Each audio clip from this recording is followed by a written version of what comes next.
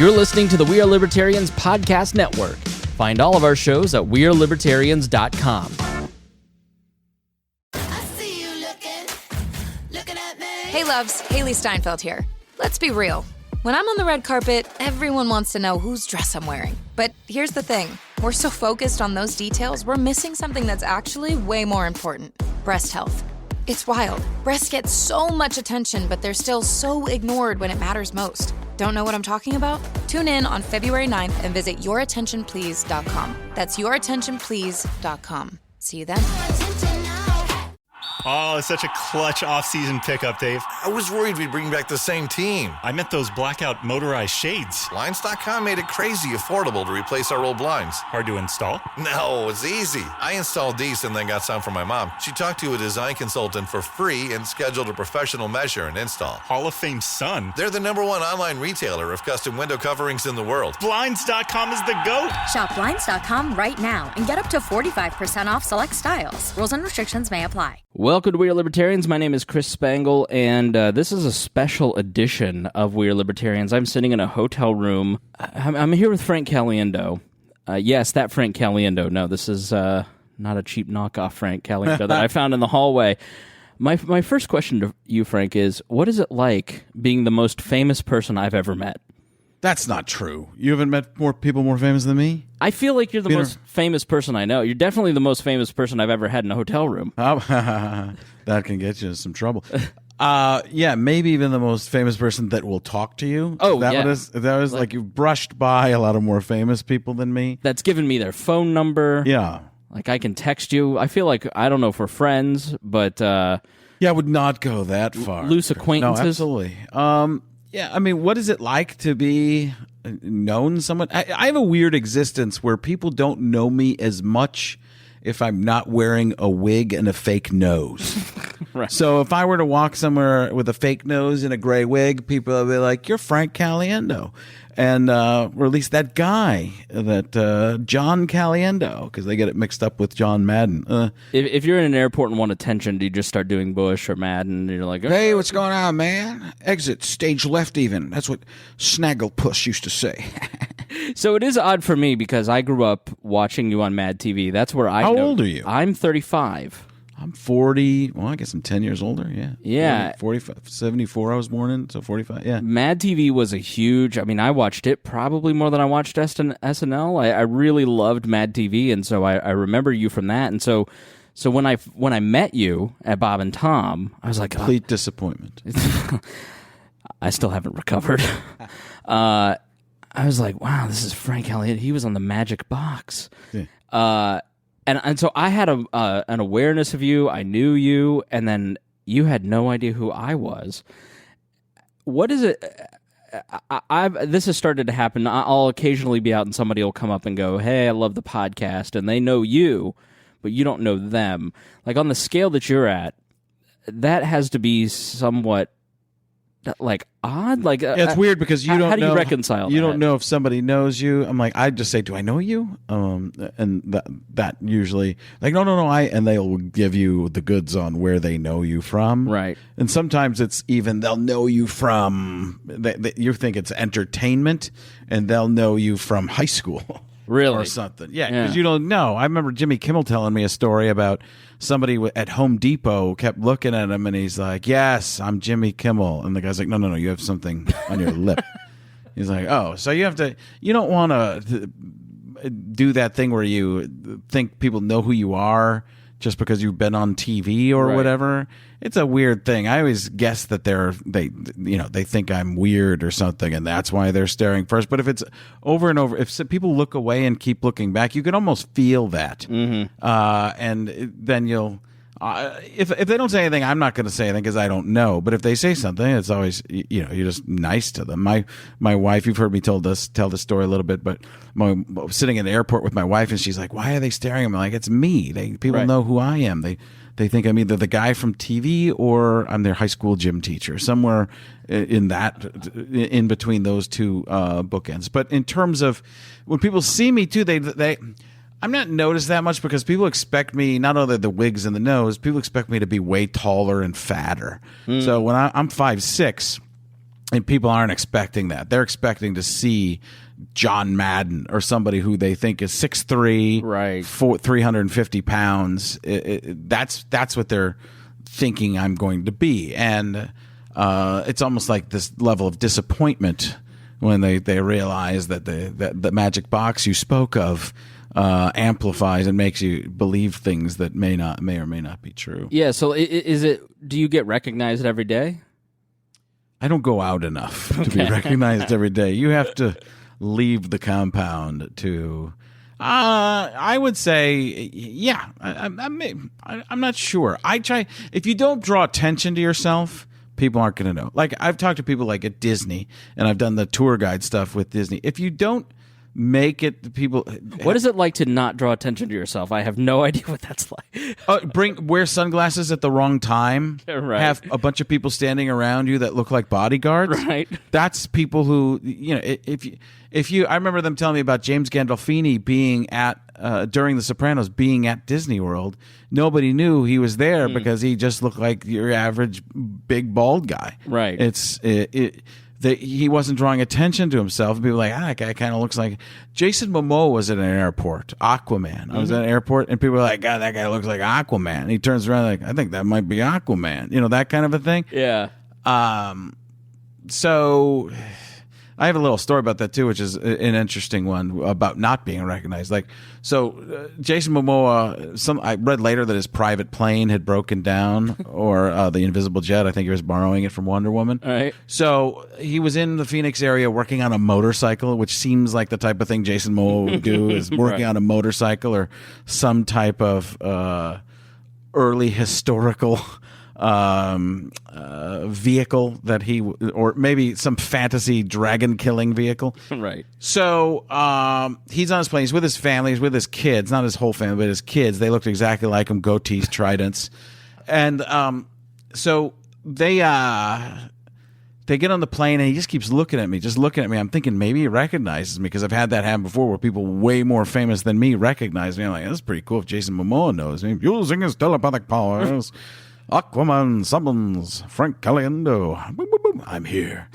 So he keeps looking at me. Nothing. You think that if he could summon people magically, he'd summon Frank Caliendo? Oh, yeah. Okay. Only if he wanted to win the battle. Okay, right. So he doesn't. Nothing happens, but he keeps looking at me every once in a while.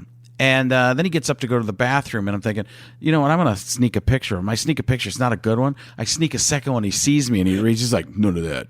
I was like, oh, man. I was like, I wasn't going to do anything with it. I just want to tell my daughter, but right. People, they worry about they're going to be put on Facebook or something like that. I had no interest in that. I just want my daughter to see it because she's a huge superhero fan. Well, that's not the worst part. Oh, no. Yeah, the flight attendant sees me doing. She goes, "You're going to get rid of that." So I obviously lied to her, and I was like, "Absolutely, I will." But in my mind, I'm going, people were taking pictures of him the whole time. Nobody, and why am I all of a sudden the bad guy? Why am I Black Manta? That's kind of like, it's got to be his whole life, just people whipping out their phones as you walk right, by. they all were, but I was the one who got called out, and then the flight attendant telling me that I have to put it away, and I'm thinking, what are you talking? Wait, people take pictures of me too all the time, and I can't stop them. He would have used his telepathy on you if you had to be. Maybe he did, and I didn't know it. So then I was like, I lied to her and said I was going to get rid of it, and I didn't. But then it got worse because as he comes out of the bathroom, I'm like, oh, I'm sorry, dude. He's like, and we had a great conversation because he's like, ugh. That was all I got from him. So he went and sat back down, and then me trying to make up for it and be like, I'm so embarrassed at that point because the flight attendant doesn't recognize me, and I'm famous and I'm not Aquaman, that I could ESPN and be stuff. One of his fish or something. So Mad TV. I was there for 5 long years. So then I get on the phone after we're landed, like, yeah, on my way over to the studio. Yeah, Fox. Yeah, just even more embarrassing. So if you're gonna dig in, go all the way. Yeah, and I did, and I was no problem. Yeah, will wardrobe be ready for Mr. Caliendo's third person speaker? So that was, one of those kinds of moments where, you're that famous. But even some people were like, look at him, like, the people go, that's the Aquaman. Be like, Whatever.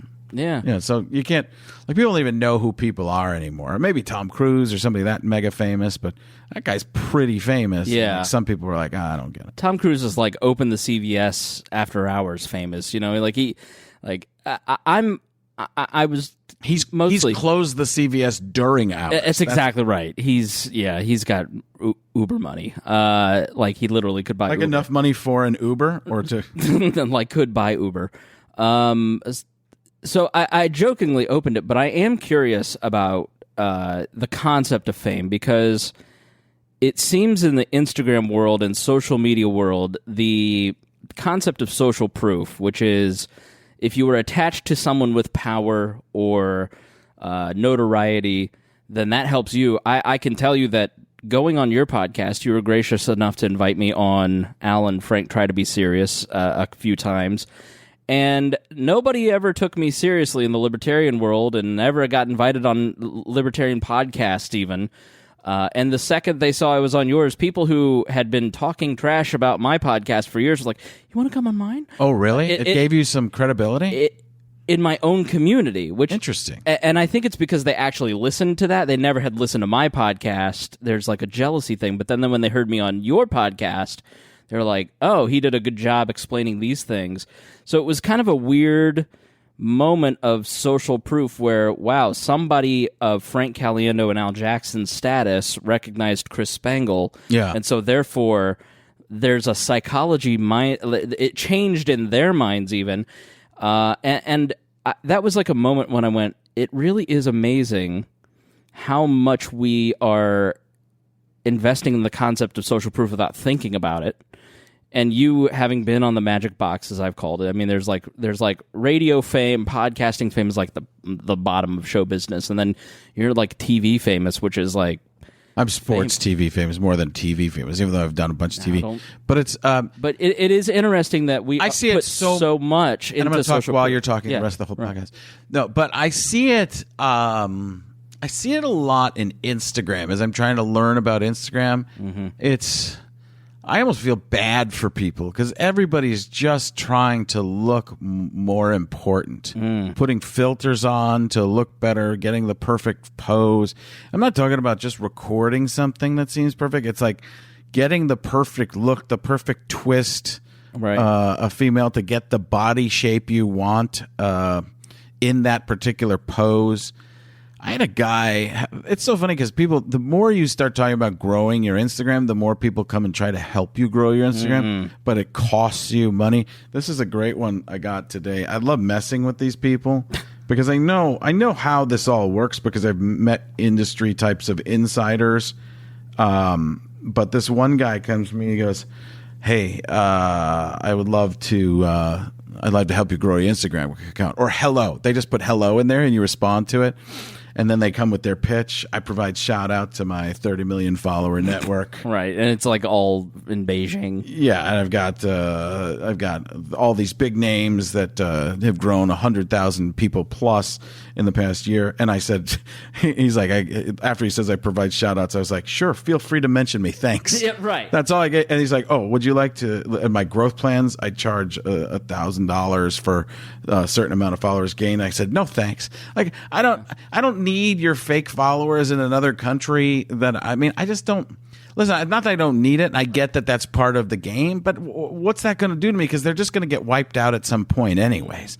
And it's not helping me gain real fandom, although, they're used to doing this with people that nobody knows. I actually just haven't been on social media because it got so angry and political and it's not my politics that's really in social media. I don't feel I don't know if it's, I don't even know if it's, I don't even believe it's most of the people's politics in social media because I look at that, I go, nobody is that like, nobody loves socialism that much that has never experienced even capitalism yet. And there are big flaws in capitalism. There absolutely are, but it's like, wait, you're already trying to pitch me that we should be not communist, but although some people are like, yeah, communist. Like, do you even know how bad that is? That's totally different than socialism, right? It's right. They don't understand, and I think people even define socialism wrong most of the time, from what I understand it to be.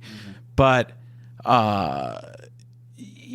nobody has an idea of anything. So I got off of social media for a while, especially Twitter, because it was just so angry and everybody just piles on. And it's just like, hey, I'm going to say something terrible about Donald Trump just to say something terrible.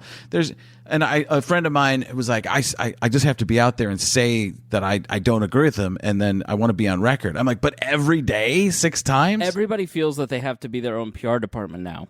Yes, there's a lot of that, and it's people are just trying. It's easy to get likes from a certain segment that do that, and you can get likes the other way too, and say people have to leave Donald Trump alone, but you're going to get destroyed. You're going to get killed because more people are left leaning on Twitter and most social media, and I think it's because it's younger people, and it's and I'm socially more left. It's just I'm just when it comes to fiscal stuff, I'm like, hey, man, I don't know. I don't mind being taxed. I get it. That's part of the game.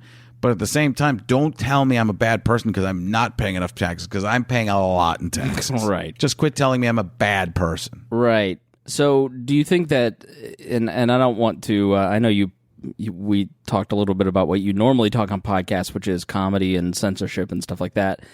But do you it seems like after the Chappelle special, he like carved out a new space for people. I've seen that people doing that because I haven't seen the full. I've only seen a little bit of the Chappelle special. I need to watch more of it because so many people talk about it. Right. I just have trouble watching comedy in general. It's typical for me. So, well, So I saw after the Emmys, after the Chappelle special, then you see Jimmy Kimmel and Stephen Colbert go on the Emmys, and they kind of bash the Emmys and cancel culture. And then you see Sarah Silverman kind of doing the same after she just had her blackface incident. And she's like super woke, but then she's even trying to be canceled by a certain segment of Twitter. Do you... You've been in comedy, a stand-up comedian, and working for what, 30? How long? I started in 96. Okay, so do you think Twitter is kind of the driving force for the move left for a lot of, entertainment industry's always been left, but comedy always kind of had, especially after Carlin and his lawsuits, more of an open-minded feel to it, and you could say a lot of stuff, and Nick DiPaolo would feel comfortable performing at the Comedy Store right after Sarah Silverman. They'd be friends together, but then over the last 5 years, it seems like it's kind of gotten tighter, and there's a lot algorithms. It's more high stakes. But don't you think algorithms has something to do with it? Right. It's confirmation culture. You only see the people that agree with you now. Right. People don't even know that. Well, who did I talk about this with? I talked to John Lovitz the other day, and he's on a podcast coming up with me.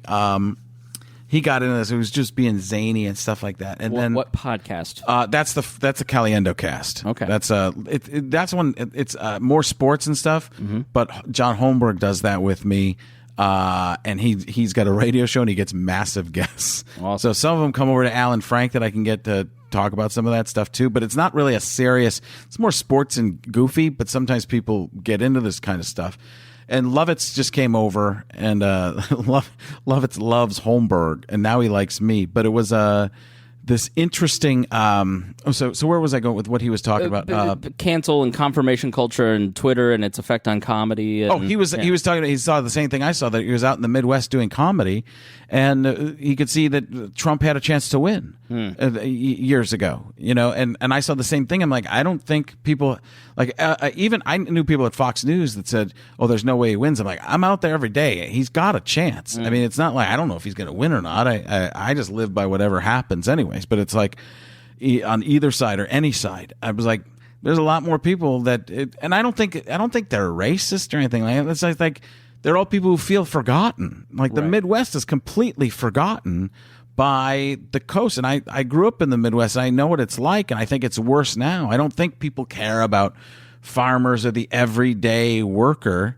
They care about the people that they believe, and they aren't even real people. They're the Instagram people that how they appear out there. And that's something very different than what people actually are. I feel like there's you look at Kamala Harris, and she's 4th in California in the primaries. And that to me says that there is a a nationalization of politics. And that's sort of how it is in news and entertainment. It seems like everything's just homogenous. Like, there used to be regional differences to things, and you probably saw this as you traveled around the country, but now I living in Indianapolis, just feel like everything's New York or LA. Whether it's my entertainment or my comedy or my news, or everything's programmed to Twitter, everything's programmed to the coast. And I totally get that same vibe where and they it's call like it flyover country. Right. Like on those coasts, they won't do it out loud in front of people, but behind the scenes, they're like I have people that don't know the difference between Milwaukee and Minneapolis. I mean, Really? those are hugely different cities. So that's not just like a right-wing smear against Hollywood. Like, that actually does exist in these bubbles. Oh yeah, I've seen people will just literally call it nobody cares flyover country. Like, I don't know if they're being. I've heard it said many times. I don't know. Sometimes it might be said in jest, but I think there's truth to what they're saying. They care about because there's so many people there, and they do. I think there is a level of sophistication, quote unquote, but depending on how you how you define that on the East and West Coast, the New York model culture and that type, and L.A., Hollywood. Listen, people coming from a more left viewpoint aren't doing it out of evil. They're doing it out of what they see as the best for people. Right. It's the same way people from the right are doing that. It's just, you're just looking at things in a totally different way. And it's okay. You should have people looking at things. Now, whenever it comes into racism or stuff like that, but I see things sometimes on the left that's like just as racist as it is on the right, because they go, well, this group of people can't take care of them. What? They can't take care of themselves. Why are you saying that? That makes no sense. To me, like, people can just give the opportunity. The opportunity is the difficult thing to figure out how to make that happen, because people don't always have the opportunities. And I think that left side does want to give more opportunity, but what they don't realize is when you try to give that opportunity, it takes from something else. Right. And that's the difficult thing of trying to find that balance. Do you think your sensitivity to a lot of this and to both sides, because you seem to be a fairly centrist person? I mean, I don't know that is it fair to say you don't have very strong political beliefs one way or the other? You just sort of, you seem like a noticer. You notice all these different trends. I know I'm not going to change things. That's what but I'd rather see people try and get along. And I would, if I don't like the labels, I would put myself somewhere in the libertarian-ish world, but also with the understanding that everybody isn't the same as me and doesn't think the same as me. So I have to be willing to acquiesce on my principles, because, and I still have this theory, and I think we might have talked about it over at Alan Frank, was that, listen, when you're in and maybe we didn't talk about it while you were there, maybe it was after the fact, I'm not sure. Have you been talking about me when I'm not around? 100%. It's so much better than when you're here. It's when you live in the country, it's much easier to be libertarian. It's much easier to have all your own rights because you don't bump into anybody else. Right. But when you live on top of each other, everybody's rights are constantly infringing on each other. That's why somebody in New York can't identify with somebody that lives in rural Wisconsin. They can't, because they mean, wait a second, I was talking to my neighbor, like this person, like I had to go 2 miles to get to my neighbor. Right. That's not the same life at all, and which I think in a way is more of an argument for the republic, right? Because the New York, especially New York City, their community standards and their community is totally different than the community standards in, let's say, Rhinelander, Wisconsin. Right. Because they can't. It's not the same thing. Prices aren't the same. You want to have they keep talking about the universal income and stuff. So $1,000 in New York. Good luck. Right. You can use a vending machine. $1,000 in Hoover, Alabama. You got an apartment. Rolling, yeah. Yeah, and some spending cash. I mean, it doesn't even make sense. Because the communities are so different, And Right. But the idea is that if you don't like it in one, it's hard to do this. It's harder than I'm making it sound. But if you don't like it in New York, you can go to a place where you might like it more. That was the whole idea behind it. Am I right? Yeah, absolutely. It was meant to be 50 different labs of democracy. I mean, originally 13 labs of democracy where you had different characteristics because they sat in a room writing the Constitution and the Declaration 11 years before, where they had very distinct characteristics between Massachusetts and New York and North Carolina and Georgia, and it's still that same way. And I think people in the middle of the country do feel like, all right, you want to get rid of the Electoral College now? Like, this is the last thing we've got to kind of hold on to things. You've already got media. You've already got most of the corporations. Like, we're all kind of... I think if you live more of a if you more of a conservative lifestyle or believe in conservative things, there is, in this new media era, a sense of, hey, we are getting left behind, or at the very least, we're not being left alone. Like, it's... Yeah, you're not being left alone. Right. What define the characteristics of a more conservative person for me? I think that... This episode is brought to you by Shopify. Forget the frustration of picking commerce platforms when you switch your business to Shopify, the global commerce platform that supercharges your selling wherever you sell. With Shopify, you'll harness the same intuitive features, trusted apps, and powerful analytics used by the world's leading brands. Sign up today for your $1 per month trial period at shopify.com/tech, all lowercase. That's shopify.com/tech. At the UPS Store, we know things can get busy this upcoming holiday. You can count on us to be open and ready to help with any packing and shipping or anything else you might need. Is there anything you can't do? Actually, I don't have a good singing voice. The UPS... Nope. But our certified packing experts can pack and ship just about anything. At least that's good. The UPS Store. Be unstoppable. Most locations are independently owned. Product, services, pricing, and hours of operation may vary. See Center for details. Come in today to get your holiday goodies there on time. This episode is brought to you by Abercrombie. Build your fit to the day with Abercrombie's newest denim drop. Here's where to start. Abercrombie's 90s straight jean goes with any shirt from tees to sweater polos. Super versatile. Their loose and baggy jeans are more trend forward, so you can grab those and go out with your friends. Abercrombie's denim fits come in a range of washes. Build your looks around Abercrombie denim. Shop online or in-store. Faith, I think, plays a lot in it. Faith, is your religion a Christian religion, or is it? Yeah, does it have to be Christian? I think if you are a person who is a Republican, who's a Christian, who and it has to be Christian. It can't be another religion. Is that where? No. I think if you look at Ben Shapiro, for instance, who's an Orthodox Jewish person, he lives a conservative lifestyle. No sex before marriage. He believes in traditional family roles. He believes in a lot of non-progressive things, but he's certainly not of the Christian faith. I think there's a lot of people out there who... a lot of Indian families are not Native American, but people from India. Very conservative. A lot of black households, too. Yes. Yeah. Well, a lot of the values are Latino households, too, Mexican. Right. And people don't realize that's... A lot of Facebook...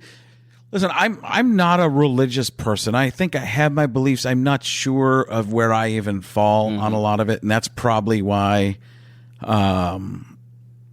Probably why I'm a little more left, I guess, in some ways, social. But although I never would, I think the problem is people now are so bold to tell people you're wrong. Like you believe in a fairy tale when they're talking about religion. I think that's the most unfair thing to say to a human being, because you don't know. I actually...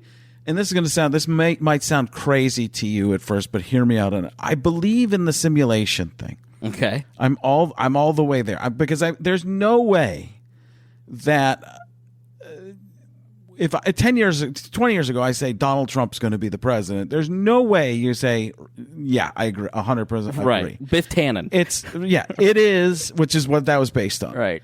Which so in terms of the simulation, thinking that we're all in a simulation. This is all because technology is advancing so quickly now that they say in 20 years from now you won't be able to know what reality is from fantasy, and you could just step into something and you could have a completely different life, like the deep fakes thing, right? Yeah, I mean, but you could be in it. You could be in a video game and not even know that you're controlled by somebody else. Now, people would say, "Well, that's this to religion," and I'm like, no, because you don't know what's on the outside. Right. You don't know if that's all. We're all just living life. And listen, again, as crazy as it sounds, you have to go, geez, I don't know. Right. I don't know. Just like you don't know about religion. But again, it doesn't take away from religion whatsoever. That religion could be there and we're just living lives. Does that take away your free will? I don't know. I'm not sure, but I don't pretend to know. And and faith, but I would never tell somebody that their faith is wrong. I think so. To define and the other it, part about the simulation is, I think the programmers just got bored at this point. It's like here, Bernie Sanders versus Trump. Yeah, it's Fonzie jumping the shark. Literally, they're like, this is the most ridiculous thing. Let's see. And have you ever heard the stories about people? I don't believe this stuff, but I shouldn't say I don't believe it. I'm highly skeptical. But you say people they'll look out in the clouds and they'll see like pixelation all of a sudden. I'm like, come on. I'm not that far into it, but I'm like, I just don't know. I'm not saying that I 100% believe that's what it is. Right. But I'm like, I'm not ruling it out. Yeah. So I think there is. I'm for a liberal society where, and by that I mean anybody can do or believe or live out their life as they see fit. Mm-hmm. I personally want to live a conservative lifestyle. Yeah. Like if I see a family praying before they eat at a restaurant, I used to think that was weird, and now as I become more Christian, I don't think that's weird. And then I kind of go, well, why should I have? Why did I think that was weird? Like, let them be. It was just different than what you were used to, and it was exactly outside of your sphere of knowledge. Right. Which is a pretty good term, sphere of knowledge. That's very good. Yeah, I may make that the name of this episode. Yeah. And I think... Well, you're going to have to, because it's all I'm going to say.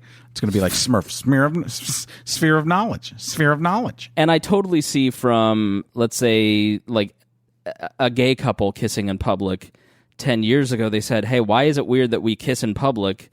Get over it. And I think we're like we have. I would say I think it's weird when anybody kisses in public. To me, like I feel uncomfortable. Well, get ready. That's how we end every show. Yeah.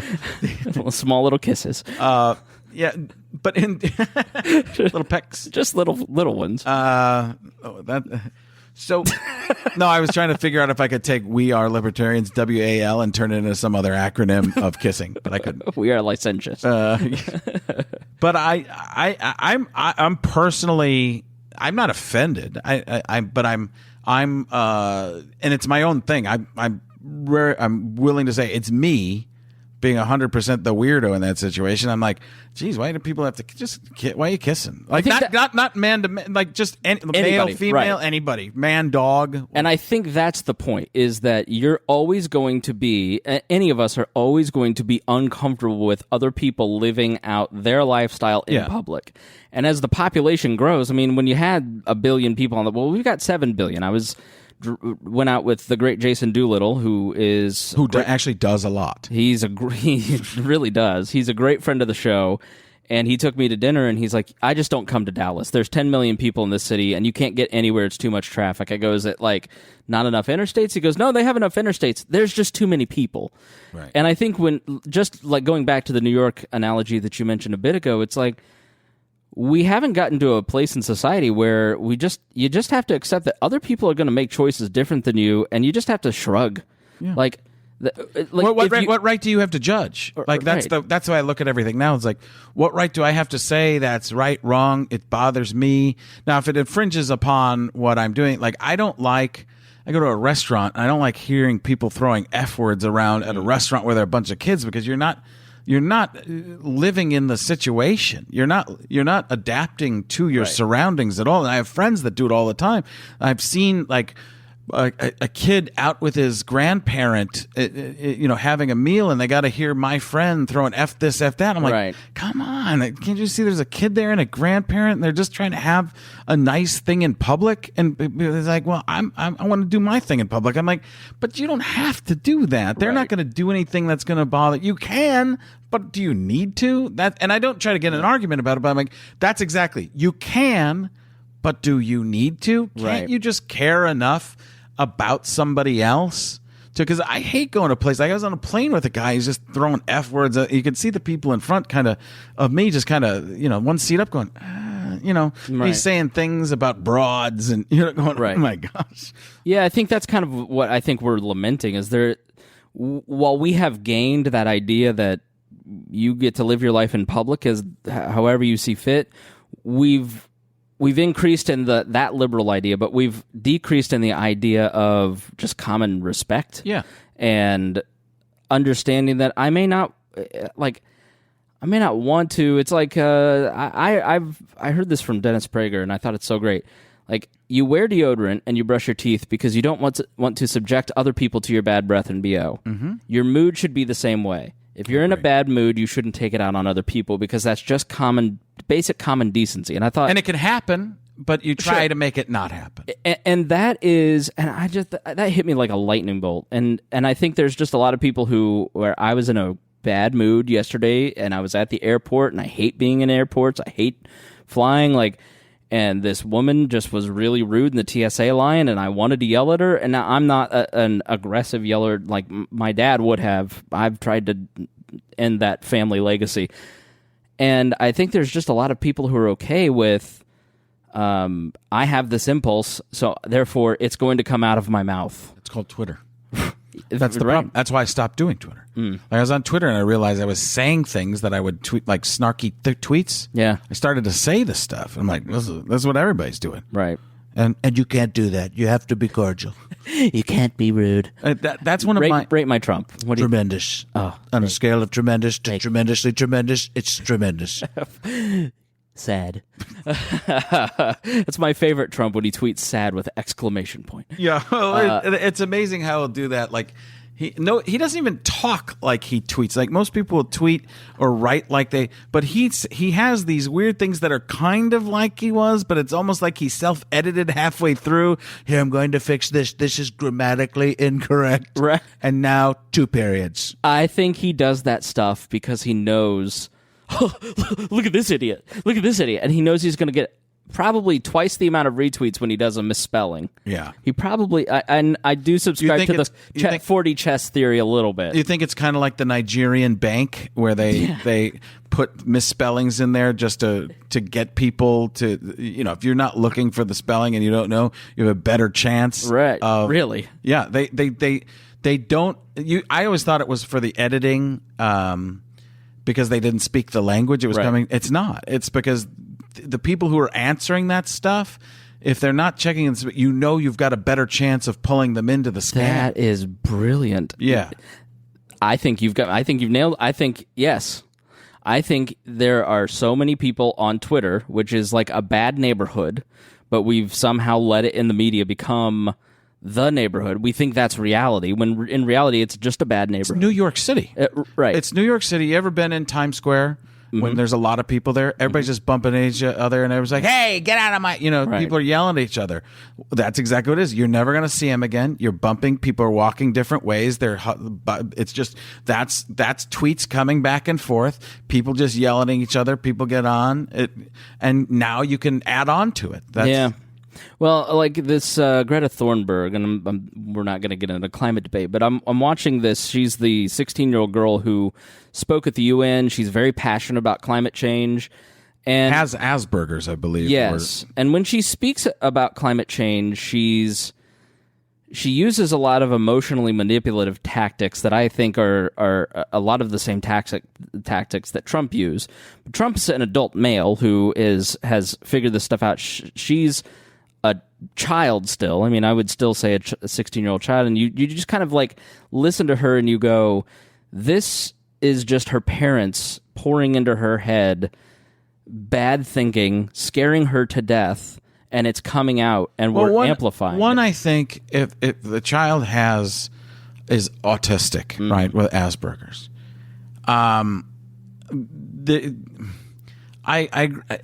listen, I don't think the child should be put in that position anywhere. I don't think a child, anybody under, I know this sounds contrary. It's why I say, listen, I'm not 100% anything, because I would say you can do it, but I wouldn't. You put this kid in a situation, this child, and no matter how noble the cause or her beliefs might be of trying to, it's not fixing anything. It's not that's right. All it's doing is it's uniting the people that are the confirmation bias there, but it's also then just taking the other side, going, you're using a kid on both sides. Well, yeah, you're opening this child up for abuse. Which, if you're a parent choosing to, you know what's going to happen, you know the memes, the anti-Greta memes that you're going to see, and so I just made that point on Twitter, going I just don't think that anything's right about this, because it, from an empathetic, caring point of view, teach her how to not persuade in an emotionally manipulative way. But maybe she can't. She might not even be able to do that, and we don't know. And if she can or can't, why let your kid be a worldwide punching bag on purpose? It just because fame. They don't care what kind of fame. Right. It's just fame, because fame is money. And people would tell you, well, she's out there no matter what. She's taken one for the team, because we don't care what these climate deniers think anyways. Right. They're so far backwards in the science books that they don't even understand what's happening here. Yeah. We're not going to get those dummies anyway. Right. It's what is the other side? I can see that, because I actually think it's a very rational thinking to say, I don't like putting a kid with Asperger's or autism in that spot, because one, I don't think any kid can handle that. I don't think most adults can handle it. Right. Most secure adults. What are the super activist climate change people? Are they against it too, or were they? No, they're for it, and they're bashing the right. So, I just got. Well, what's the right saying? The right saying. So the right is basically saying there are a lot of people saying what I said, which is what I just don't think this is healthy. And I was, and you're not bashing the kid. I'm not bashing her at all. I'm bashing not even the kids. It's not even the kids. I'm saying her parents are doing her a disservice. Right. And man, you would have thought that I called her all kinds of names. Really? People never saw the nuance of what I was trying to say. And I just walked away going, why am I doing this? Why am I on this garbage website? If you can't say, if you can't get most of America or the world to agree that child abuse is a problem. Mental, it's right. But even if it was the best cause in the world that has some type of, why would you put your kid in that position? I just think that's a tough one. I mean, I know why. Fame, people think fame. Her parents are allegedly, I've heard, they're actors, both of them. So I don't. And then you're skewed anyways. That's why I don't live in Los Angeles, because people. They're very well-intentioned people, to me, are just lost in changing what you look like, right. and maybe I'm wrong. I can, but it's just where I come from, and I'm not judging, but I just didn't want to be around it. Yeah, if I had children who are whatever they want to do in life, I'm all for. If my kids are gay, if my kids are straight, if my kids are whatever. Listen, I'm going to support my kids, but I'm always going to give them, that love. But I'm also going to give them, say, hey, here's what you're facing in any type of. Why do we care? Who was it? That was talking about. Was it maybe that was Lovitz too? He got into some interesting, but it was somebody telling me, why do I know that Don Lemon is gay, and why do I know that Anderson Cooper's gay? It just doesn't right. It doesn't. I don't feel like that's should I know that a news anchor is straight too? Right. I don't. What's the difference? Why? I don't need to know. And it used to be when news was just news. It used to be that if you did the news, you would never mention somebody else's news. Right. Now they just talk about each other's news. They have wars between the different perspectives and the different magnifying glasses people are looking through. Yeah. And I always do that same thing. I would say the same thing over and over. We can disagree on something, but we can be saying the same thing. I'm over here and you're over there. And you say, no, I'm over here and you're over there. You can even be saying the same thing and people don't want to listen. But I don't know how. I just don't like putting kids in those positions because as much as they might be doing good for your cause, they're also going to take a lot of stuff from people you deem to be bad people. But you know the people are quote unquote bad in your head what's going to happen, but you still put them out there. That's why I think it's done. I think that's why they take kids, especially climate activists and gun control activists, take kids, put them out front, so when people oppose the ideas that they're speaking, then the let's say on gun control, you put out David Hogg, and then when David Hogg gives gun control lines, and then the right says nuh-uh, then the left gets to go, they're abusing children. Look at these bad people. I think it's a tactic. It's a well-worn tactic. It's basically entrapment. And it's really a disgusting tactic, and both sides do it, but the left seems to do it more, especially on these two issues. I mean, a lot of the same people who were bashing the Covington kids on Twitter are bashing the right for being mean to Greta. And you go, I can literally go back in your timeline from earlier this year when you were saying, well, we should put those Covington kids to death. And that story was so far debunked. I mean, it just... So let's talk about how we solve it. I'm going to ask you to solve the problem. I mean, when you go out and you travel around the country, you do stand-up comedy, you do corporate shows, you do appearances, you talk to a lot of people from a lot of different persuasions and perspectives. Like, what lessons have you kind of gleaned over the last, let's say, few years from just kind of being able to weave in and out of different groups and different identities and different... I mean, you literally take on other identities. Don't eat the yellow snow. I don't even know. I just... Do you think that's where your moderation comes from? Talking to so many different people? Yeah, because anytime you meet somebody who's different than you realize how human they are, right? And you see the human... But I also believe that people don't come from... You're never... In terms of nature versus nurture, you're always nurtured by whomever is around you. So some guy who sends out a racist tweet that lives in West Virginia when he's 15 and then now is a Major League Baseball player, who raised him? Right. Because the people who raised him are the ones who are actually, this is the same as your Greta argument. Yeah. They're the ones who are speaking there. Because this person, whoever's been around him, hasn't had enough people that are diverse enough to understand, or I don't even think it's progressive. I just think it's more of being around people and understanding that we don't all come from the same set of circumstances. And if you have darker skin, the reality is that in this country, a lot of people are going to treat you different. It's not every person, but you will have a different, a little bit different of a life. Yeah. I remember a person telling me a story about there was a homeless guy who had passed out or died. He'd actually died.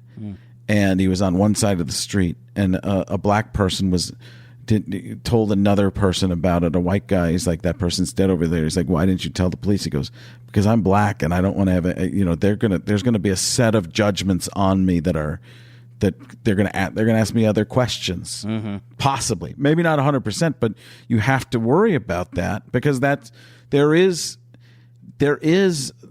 plenty of that, and there are plenty of people who are bad people in whether it's law enforcement or just in everyday life. Now, there's plenty of good people too, and you're not allowed. I don't think you can judge all people based on just the bad ones that are out there. I think that's the other issue.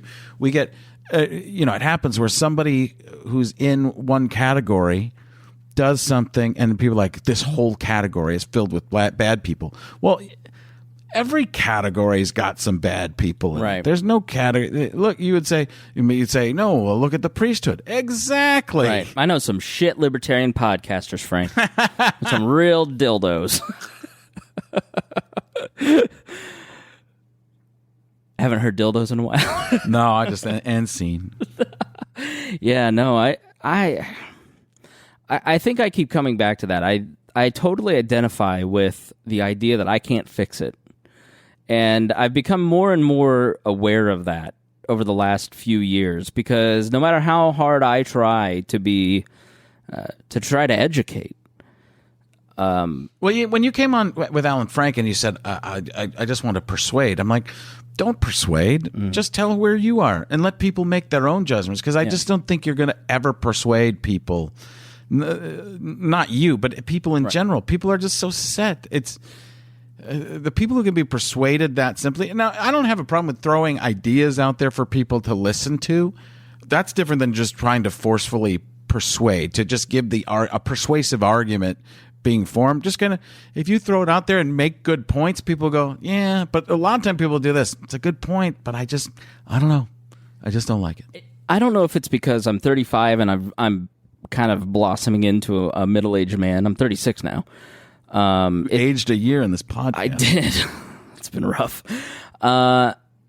It seemed like, I don't know if maybe it's just because I was younger and in college and you're more open to discussing ideas, but it seems like people are more, they're more galvanized, they're more sure, everybody's making a public, they're making statements at each other now than they used to. Again, the algorithms, people have confirmation bias. They're shown that they're right. And I'm asking you these questions. I got 32 likes on that, man. Right. Comedians, I think, have a special gift for kind of gleaming societal trends. And so I just wondered how much you think social media has kind of changed the interpersonal dialogue, because I think it's changed comedy, it's changed how we talk to each other, it's changed just everybody's worried about what's going to happen. They can have something snowball on you and destroy your career. Just on lack of context. Right. That's what's scary. And that so many people will jump on a bandwagon because they see a blue check mark say something and somebody you're going, what? You didn't listen to the whole argument. You just cut out a little piece to come after me. Yeah. That's the problem. Intent doesn't matter. And intent's the whole thing. Tone and intent is all that matters. Like, what did you try to do in this situation? You tried to enlighten somebody to where you're coming from on something. I always just say, anything that I say is to me. This is how it appears to me. Yeah. Which you're allowed to say. When it appears to me, you can't say it should be for you. That's when I think it's wrong to say to somebody. Yeah. But it's to me, this is how I see it. And people are like, oh, yeah. I've had several people kind of push back on the idea of persuasion in the last several months. As I have used the word persuasion, it doesn't work. Several people have just told me that's just a fool's errand, which it wasn't 5 years ago, but it seems like But a Hollywood person tells you to be less conservative or less, to be more progressive, and does that work on you? No, I think challenging. I'm a libertarian because I was a conservative, and then people argued back with me or challenged my ideas, and I had no defense. And so that was a form of persuasion for me. Yeah, but I don't think that's persuasion, so to speak, as it is just conversation. Right. And some of them might have been persuading at the time too, but I just don't think in this time, I think too many people have too much confirmation bias around them that there's no way that you get outside of their algorithm that they're going to be persuaded, because they have too much coming their way of people that already are telling them they're right all the time. It's hard. You hear 50 rights, you get one, that's wrong. Right. What it's a personal attack. How dare you? Yeah. I also agree. I also believe that most people aren't offended by things. I agree. I think that's a complete bullshit term. I think they're annoyed. Annoyed, or maybe they're genuinely outraged, but I don't think that I've ever had the emotion offended. I don't think that's an emotion. I really don't know either. I've had a similar thought process to that. The similar argument that I don't know really what offended is, because if somebody came up to me and did a short joke because I'm short, or a fat joke because I'm fat. I'm not as fat as I was, but I'm still fat. You used to be enormous. Huge. Wow. Tremendously large. But in obese. Obese. Obese One Kenobi, my favorite Star Wars fatty. But you're annoyed by the short joke because you've heard it already. I've heard that joke. Same thing with any ethnicity or whatever. You know, somebody does something. It's, there are a couple things I could. If the intent is to be, I do think there is offensive. I don't think most of what we say is offensive, but offensive is if somebody tries to hurt you. I don't think it's with words to your face. That could be offensive. I could see that. I could see taking offense. I take offense to that. I could see those words, but not a joke that's meant to be to be funny. It can be crude and poorly developed and bad, but Well, you think about, and maybe you've done some of this, working in the sports impression world. Like, I think back to Jimmy Kimmel doing Karl Malone on The Man Show and putting on brown makeup and doing Karl Malone, that impression. And you go, he gets away with it because he's part of what Michael Malice calls the evangelical left. He buys in totally.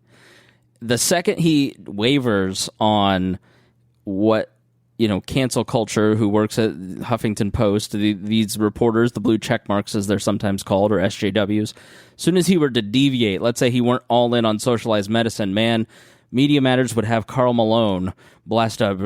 Jimmy Kimmel needs to apologize for there's almost becoming an industry and attacking comedians. That's why I think Dave Chappelle was in a unique position to kind of go after that concept and say, these are just jokes.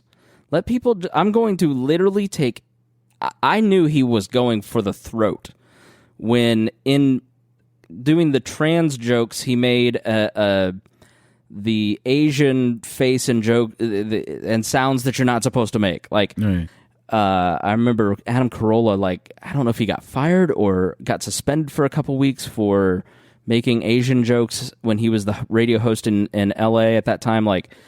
They're that particular community is very very organized when it comes to kind of knocking that down, and Chappelle knows all that, and he really seemed to go, no, these are jokes. I mean, as a comedian, how much does it, and an impressionist, how much does it play into your choices? I want to do less impressions because everybody's putting you in boxes and saying what you can and can't do. Yeah, it's very difficult. It's, I can't do certain people that don't look like me in makeup already, so that limits me in a sketch. I've already been limited to narrowing that down. I got a question for you that I haven't heard anybody ask. Women have been oppressed too, right? Absolutely. I'm almost turning to Norm Macdonald. Women have been. What's with these broads? Women didn't have a right to vote either. Right. But guys can dress up as women. That sounds like a Norm argument, doesn't it? How about John Cleese? Yeah. But there is think about how women couldn't own property. Am I right? Yeah. Women couldn't vote. Women couldn't do a lot of things, but there's nothing. There's no, and that's some bad old white guy stuff. But women didn't have these rights because these old white guys, and who might not have been that old at the time, but I guess even at 30, you were probably old back. Well, I will say there has been at the place that I work at, there's been a quiet Me Too evolution. Certain ways, I think there are certain things that I talked to somebody. We're at the National Radio Association of Broadcasters radio show, and I talked to a salesperson that works at a station that has no affiliation with anybody I'm connected to. She's just a friend, and they have a morning show that is intentionally gross, right? Especially towards women. Just sort of that old school guy talk. Like Howard Stern has even reformed his act. He's now trying to be the new Larry King instead of stripper bingo. Right. Do you two ever kiss? Do you kiss? Right. Yeah. Come on, kiss right now. Let me touch it. He's.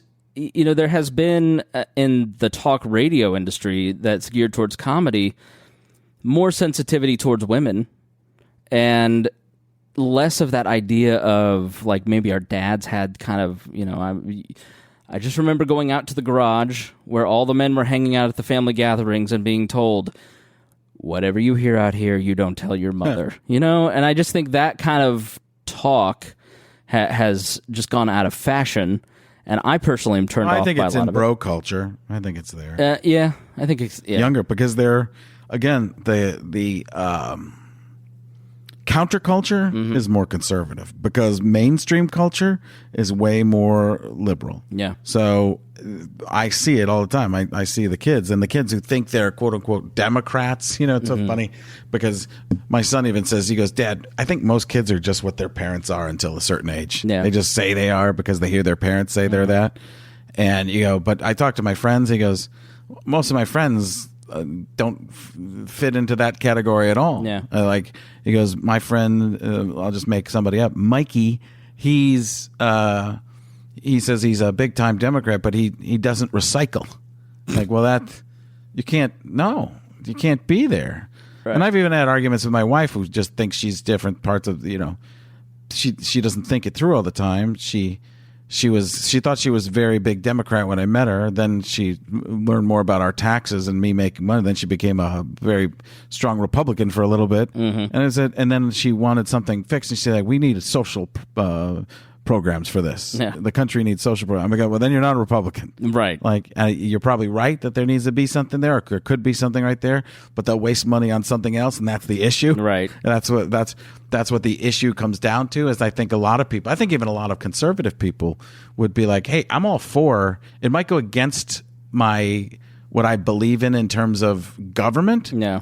But I would be for it if it were efficient. Yeah. I would, at least if I knew the money was going somewhere, and there weren't going to be 6 different ways and just lots of different people being paid to do the same thing, not even in a different way. They just don't know the other people are actually doing it. Yeah.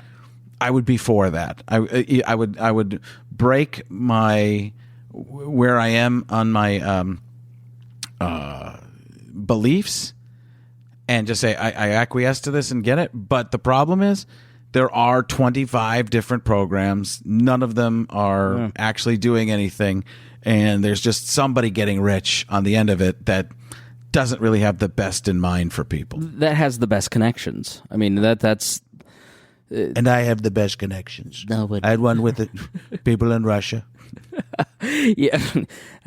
Going back to your hologram scenario, they're just like, let's put a little Ukraine in there. Let's make up Ukraine. I call them cranies. The craniacs. Yeah. The craniacs. No, I think that is definitely... I've lost control of the conversation. We're very far out from where we so let's circle back. That's how conversation works, though. Yeah. Conversation, I think, is you don't always have. I think we've talked about. I actually do think we've stayed in a lot of the same. Tried to in the same world. I tried to avoid what you normally said you talk about on podcasts, and we ended up right back there. No, I don't know how much I talk about that on Alan Frank, but I don't talk about that outside of Alan Frank that much. Which I think, in terms of crossover in your podcast, makes a lot of sense to talk that way. Okay, because good. I was worried this was not going well. Well, it's not. Oh. But it's going better than I thought it would. Okay, all right. I've got that going for me. Serious question. Jealous? Your son comes to you and says, you said you will accept him. Dad, I want to start a libertarian podcast. Will you love him? Yeah. Yeah, I would not. I wouldn't let him. I wouldn't want him to be out there doing a podcast at 15 years old, though. Right. Nothing political. I don't want to put him in the Greta spot. I would be like, why don't you do something about sports and just talk? You're not gonna get a big time job with your social justice sports takes or your conservative sports takes. You're not going to be taken seriously, or you're not going to get a big enough audience doing that, I don't think. Why don't you just talk sports, learn the games, care about what you care about? If a little of that seeps in of emotion or something, but I don't think you should be in there. I just don't see a 15-year-old boy talking politics. What does he know? My cousin is 13 and started a political talk show. He's got all kinds of little cute Ben Shapiro things and, liberal tears cups. And he goes, what should I do? I go, say nothing controversial, just report the news. The more you learn what the news says and learn, I would you say to your kids, stay out of politics? Like it's just so divisive. Not if they want to be rich. There's right. That's a good point. There just seems to be no upside. I'm living proof. There's no upside to talking politics. No, I think there's a core audience. I mean, it's just easier to talk left or talk right. I mean, and a lot of times I think some of the people that go and talk on the right they aren't even that far right, but they get so smashed just being even centrist or something or they go a little bit right, and then they're like, you know what, I'm getting killed. I'm just going to go all the way. I might as well go far right as I can. And that doesn't necessarily mean to me racist or anything like that. My difficulty in some, I would say, and I don't even know if it is conservative, even though you said, is because I don't know, and I don't know, and I think I have some form of faith, but I know not everybody does, and I'm not going to tell people they're right or wrong because, again, I don't know. I don't know who programmed the simulation, but I don't like this thing in culture where people are telling people you're 100% wrong, you're 100% right. Yeah. Even with climate change or anything like that. Like I like somebody says it's a hoax to me, I go, I think there are personally quite a few elements that can be shown to be, I don't know if they can even be shown to be true, but they could over time. It's the nature of the scare tactics that stops me and turns me off to it, going, you told me 20 years ago it was over. Right. Now you're saying there's another 15 years. That means that your initial model was wrong. Can't we just try and take care of things and fix it? And people say, well, no, because the corporations. And I go, but the corporations, yes, you're right. They're some of them are greedy and all that stuff, but it all comes back to people in general anyways. Yeah. And we clean up here in the United States. The other countries that you think are so great, they're the one, they don't have any rules like this. Right. You're asking, let's tax the American taxpayer to death and let China go unfettered. It does seem like someone in your simulation control room accidentally dropped a jar of Spanish Inquisition, and we're dividing people like between heretics and true believers, and just this healthy. I think we thought that we were more evolved than tribalism, but I don't think we are. I think we still are the same tribal animal that we were 10,000 years ago. Is that terrible? As long as can you be tribal and at least love thy neighbor? Can you be that? I think that the problem, the best that I can guess, it is that when you introduce politics, when you live your life, I live my life, we're neighbors. But as soon as I come over to your house and I go, hey, we just passed a law, and the thing that you don't like, we're going to make you do, or else we're going to put you in jail. Yeah. Well, now I have to fight you. I don't care if you live your life the way you live your life, but the second you say, through government, we're going to force you to do the things that you don't want to do, well, then and harder to enforce in the country than it is in the city, right? The divisiveness is inherent to the system. It's a feature, not a bug, as is often said. And so I think we are asking, going back to the Republic example, we're asking the federal government to do too much and the state and local governments to do too little now. And, the Byzantine Empire fell. It's called Byzantinism when you have too many rules, too many layers of regulation, too many like if you start a business right now in a city like New York City or Indianapolis or Dallas, the amount of people that you have to go through at the state level, federal level, local level to do, if you're a construction guy, and then you got union regulations, it's just too hard. And so people stop trying. Right. And so less jobs are created, so there's more dependency on the welfare state. I mean, my dad runs a janitorial company and has since 1978, and he literally cannot find anybody who will work for him. Man. And if he wants to employees, he has to hire people illegally, which he does not want to do. So he's willing to create jobs, but nobody's willing to do the jobs. People think they're above those jobs because we've told everybody you have to go to school to do this, that just having an honest job and working with your hands. Right. And they take, I mean, I did the math one time with my ex-wife. If we quit our jobs and went on all the social programs, we'd make an extra $50 a month. Yeah. At that point in 2009 or 10.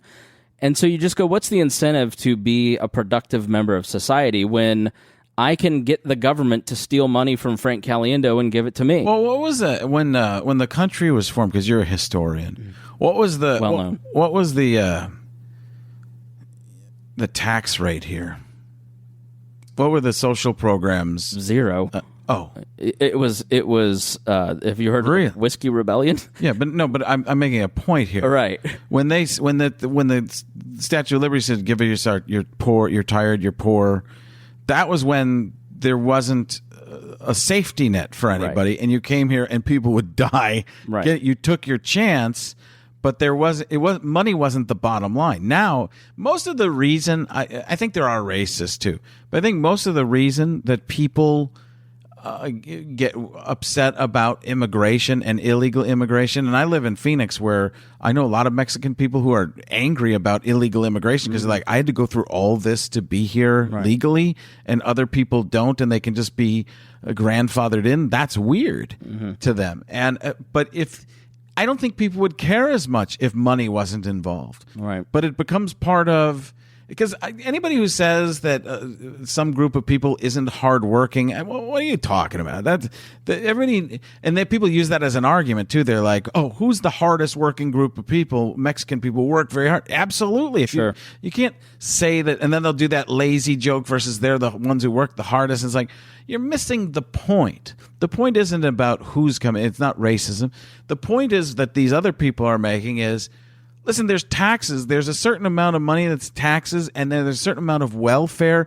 Welfare, or I don't want it to make it sound like people are doing it because people have to get on their feet. It takes time to get on their feet. People aren't doing it to be jerks. They're doing it to survive. Right. But when you make it too easy to survive, too many people want to get here. Where are they leaving?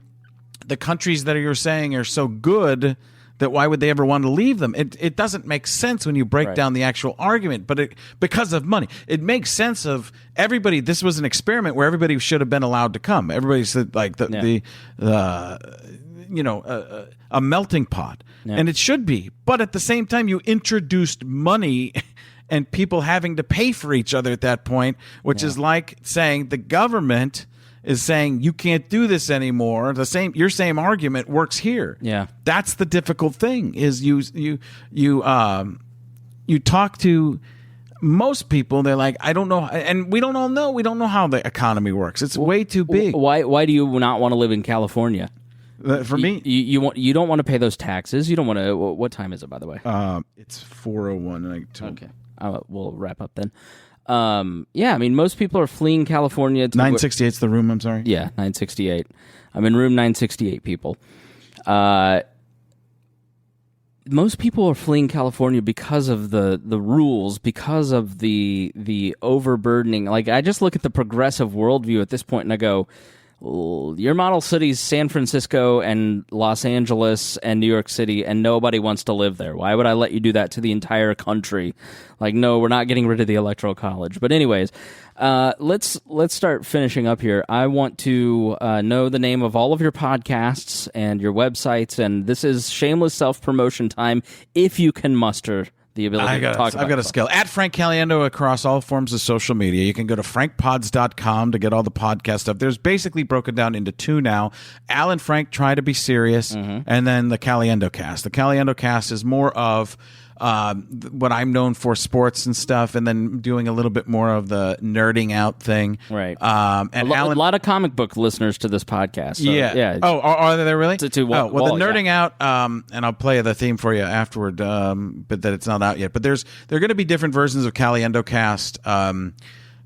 Just because it's basically Frank-centric, which I met with some marketing people, and they're like, stop trying to do different segments and bring yourself into it. Talk about what you like and let the people know what you do like. So Nerding Out is all about how my daughter broke her elbow a year ago and got into the MCU, and then I started getting into more superhero stuff, and then wanted to learn more to talk about her with that. And then Greg O'Connor, a guy who I know from Mad TV, who created a lot of the Mad TV music. Oh, cool. He wrote a theme song that's like a CW show. Oh, cool. It's unbelievable. It's like 5 years ago, my daughter Juliet broke her elbow in a freak trampoline accident, and now I am nerding out. Like, there's a whole story to it, and he wrote another thing. So, but this marketing group that I've been working with said, hey, here's what you need to do. This is what you're doing wrong. You're trying to put yourself in too many different spots instead of saying, hey, here's who I am.